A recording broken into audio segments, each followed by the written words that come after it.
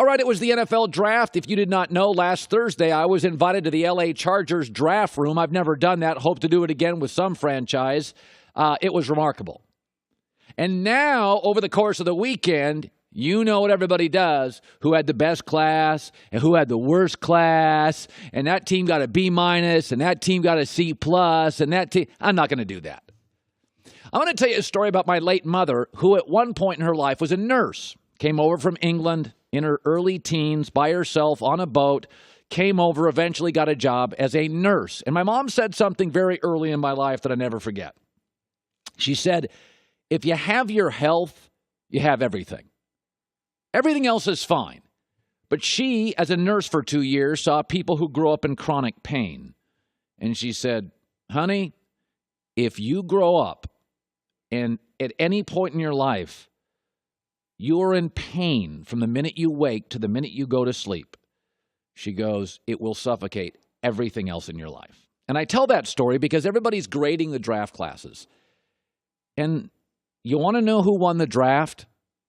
The teams that got franchise quarterbacks. Arizona got a kid as good as Josh Rosen at number 10. The New York Jets got the best quarterback, in my opinion, at number 3. They won the draft.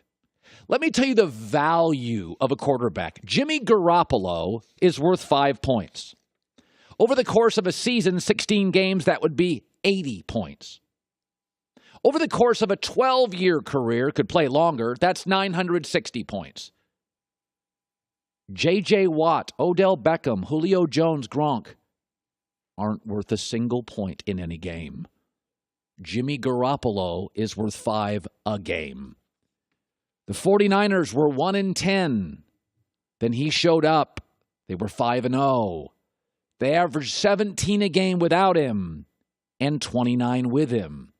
And I know what you're saying. Colin, you said he was worth 5 points. It appears he's worth 12. No, 12 is what a great franchise quarterback is worth when he connects with a great offensive coordinator. Jared Goff was a disaster. He's a Pro Bowl-level quarterback with Sean McVay. Jimmy Garoppolo with Kyle Shanahan is worth somewhere between 10 and 12 points a game. If you want to know who won the draft, who got a quarterback, you could take every linebacker in the history of this draft from USC, Ohio State, and Alabama combined. They're not worth 50 points over their careers. Josh Rosen and Sam Darnold will change the franchise. 200 people in those organizations that would have been fired will now retain employment. They'll sell tens of millions of dollars in merchandise, game day revenue, not to mention free agent wide receivers and offensive linemen. Players will choose the Jets in Arizona and Buffalo if Josh Allen can play, and Baltimore if Lamar Jackson's as great as everybody tells me. Now, once you get the quarterback right, nothing else matters. It's like my mom said, if you've got your health, you'll figure out the rest in life. No matter how much you inherit, no matter how handsome, no matter how smart, if you wake up in chronic pain, it suffocates all your other gifts. I don't know who won the draft. I mean, there were certain players that I really, really like. I think the Colts really helped their offensive line. I think the Packers did a great job and really helped their secondary. I think the Chargers' defense was good. It's going to be even better. But I look at the Jets today, and they were the butt of jokes Wednesday. I look at Arizona.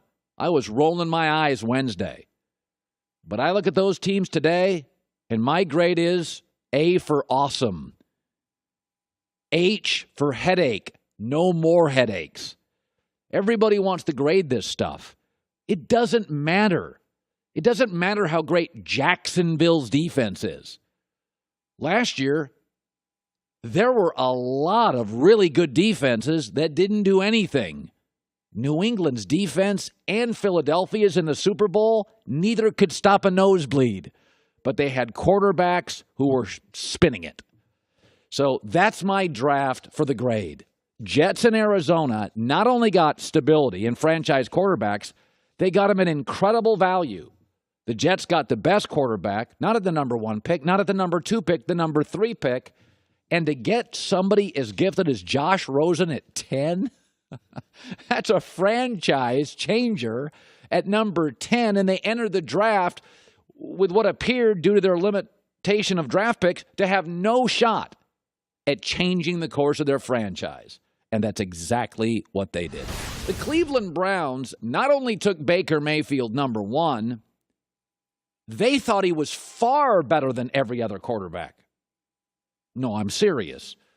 Because they had the 1st and the 4th pick, and the Giants weren't taking a quarterback. So by taking Baker 1, what you're saying is, no, we're not going to take Saquon Barkley. And then watch the Giants and Jets take who they take. We think Baker is so much better than Rosen, so much better than Darnold, so much better than Lamar Jackson, so much better than Josh Allen, that we got to take him number 1. Okie dokie. Then at the 4th pick, the best defensive player on everybody's, I called 4 scouts of different teams. Bradley Chubb was the number 1 defensive player on every board, and it frankly was an easy year. They didn't take him either. Now let me say this about Baker Mayfield. I've never said he's going to be a bust. I said Johnny Manziel would be a bust, and I said Tim Tebow would be a bust. Baker Mayfield actually throws a very accurate football, and that's a real thing in the NFL, like a really important thing. I think he's undersized. I think he lacks maturity and judgment, and I think he's a marginal athlete who likes to run more than he's going to be able to in the NFL. But I think he can win some games. I just think his ceiling is really, really low, and people think he's the next Russell Wilson and Drew Brees. I do not. It's not that Baker Mayfield will play 8 games and just disappear. It's that the Cleveland Browns had 2 of the first 4 picks and did not maximize either. Denzel Ward will play for many years, and I think Baker will hang around for a while. But when you have the 1st and the 4th, you take the best offensive player and the best defensive player. And on no board except Cleveland's was Denzel Ward the best defensive player and Baker Mayfield the best offensive player. Again, Johnny Manziel, I called bust. Tim Tebow, I called bust. Baker will win some games, and this is the way the world works, where people have no interest in getting it right. They want to be right. So when he goes like 4-12, you'll, of course, credit Baker as being a wild success. And in Cleveland, 4-12 these days is.